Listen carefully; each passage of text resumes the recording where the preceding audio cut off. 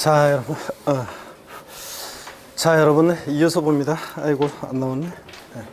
자, 여러분. 이어서 보겠습니다. 여러분. 14페이지를 펴시고요. 우리 지난 시간에 아까 총론 조세에 의의에서는 뭐 다른 거는 그냥 한번 읽어보시는 거고, 시험에 의미가 있는 것은 납부이행 방법으로서 물납과 분할납부라는 것은 예외적으로만 허용되고 있습니다. 금전납부 원칙의 예외로서 물납, 허용되는 세금, 지방세에서 어떤 것만 허용된다? 재산세만 허용되지 다른 건 안 됩니다.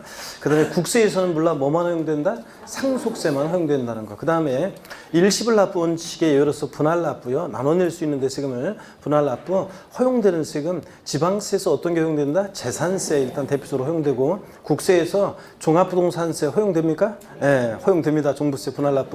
양도소득세 허용됩니까? 예, 양도소득세도 허용되고, 상속세 허용됩니까? 예, 증여세라든가 뭐 법인세 등등이 허용이 되고 있습니다. 하여튼 이 정도 여러분이 알고 가시면 되고요. 제2절 조세 분류 보십니다. 자, 조세 분류도 시험에 출제가 되고 종합문제 속에서 지문 한 줄씩도 틈틈이 잘 나와요. 그래서 알아주셔야 되는데, 세금을 이렇게 저렇게 분류를 하는데 먼저 과세 주체에 따라서 분류를 합니다. 보시면 아까 세금 부과의 징수 권한이 있는 자를 과세 주체라고 한다고 그랬습니다. 국가도 있었고 지방자치단체도 있었습니다. 자, 그럴 때 양가로 1번 국세를 보니까 의의요.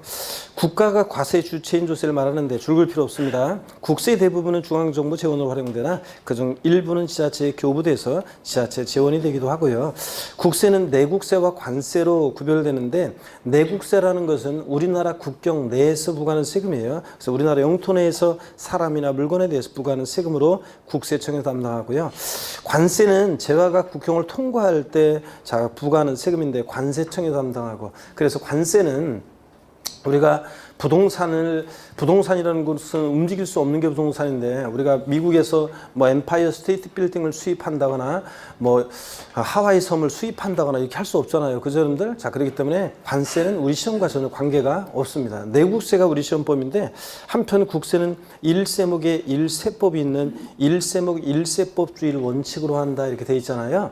자, 국세는 하나의 세목에는 하나의 세법이 있는 게 원칙이에요. 그래서 뭐 종합부동산세 그러면 종합부동산세법이 있고요. 소득세 그러면 소득세법이 있고, 법인세, 법인세법, 이렇게 하나의 법에는 하나의 세목이 있는 게 원칙인데, 예외도 있어요. 상속세 및 증여세법이라는 법에는 상속세 또 증여세 이렇게 두 개의 세목이 들어있기 때문에 일세목 일세법주의에 예외가 된다 이렇게 얘기합니다. 중요한 말이냐 시험에서? 안 중요해요. 자, 그냥 교양입니다.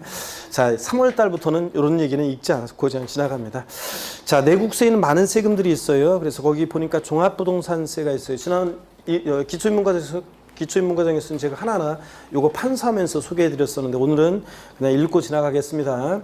자, 강의는 이런 거예요. 자, 제가 기초적인 내용들 어떤 것은 기초인문과정이나 이렇게 기초과정에서는 자세히 제가 판사하면서 설명했던 내용이 있잖아요. 공부를 위해서 이제 배경적인 것들. 근데 시험에서 직접적으로 의미가 없는 것들은 이제 순환이 진행될수록 이제 과감하게 생략한 것들, 그런 설명들을 하지 않습니다. 이제 아니면 이렇게 짧게 읽고 지나갑니다. 그리고 이제 새로운 내용들을 또 배우게 되죠, 여러분들. 자, 내국세에는 많은 세금들이 있는데, 그 중에서 종합부동산세 한 문제 나온다고 그랬죠? 네, 한 문제 출제되고, 소득세에서 이제 6, 7문제가 나오는 거고요. 소득세, 양도소득세를 중심으로 해서 소득세, 자연인 개인의 소득에 부과되는 소득세 6, 7문제 나오는 거고, 법인의 소득에 부과되는 법인세는 우리 시험범위에서 제외됐고요. 부가가치세도 옛날에는 한 문제 나왔었는데 지금 우리 시험범위에서 제외됐고요. 출제 안 됩니다. 상속세나 증여세, 상속 증여받은 자산에 대해서 상속 증여받았을 때 부과되는 이 상속세나 증여세도 요거 우리 시험과 관계가 없습니다. 출제 안 됩니다. 다만 이제 우리가 상속세나 증여세는 독립하게 출제가 되지는 않지만, 상속 증여받은 자산을 취득할 때 취득세 내야 되거든요. 또 상속 증여받은 자산을 갖고 있다 팔 때는 양도소득세가 부과되는데, 일반적으로 매매로 취득할 때와 매매로 취득해서 갖고 있을 다가 팔 때 그 세금하고 좀 달라요. 그래서 상속 증여받은 자산을 취득할 때 또 팔 때 내는 그런 내용들은 우리가 배우게 됩니다.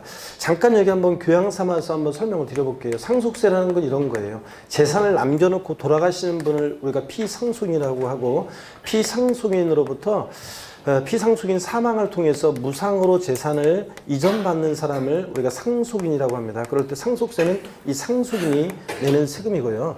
그 다음에 증여세 같은 것은 살아생전에, 죽어서가 아니라 살아생전에 자기가 갖고 있는 재산을 누군가에게 무상으로 이전합니다. 그럴 때 무상으로 이전할 때 이전 받는 사람을 수증자라고 하고, 수증자.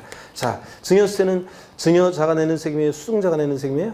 수증자, 증여를 받는 사람이 내는 세금입니다. 그래서 둘 다 재산이 무상으로 이전하는 건데, 자, 상속세는 피상속인 사망을 통해서 이전하고, 증여세는 자, 살아생전의 생전행위를 통해서 무상으로 이전하면서 부과되는 그런 세금입니다. 어떤 간에 상속세, 증여세는 시험에 출제가 되지는 않지만, 상속세, 증여세는 시험에 출제가 되지는 않지만, 그 상속 증여받은 자산을 갖고 있다 팔 때 이제 그 관련한 내용이 우리 시험에 출제가 되는 거고요. 취득세나 양도소득세로서 이제 출제가 되는 거고, 상속세, 증여세는 시험에 출제 안 됩니다.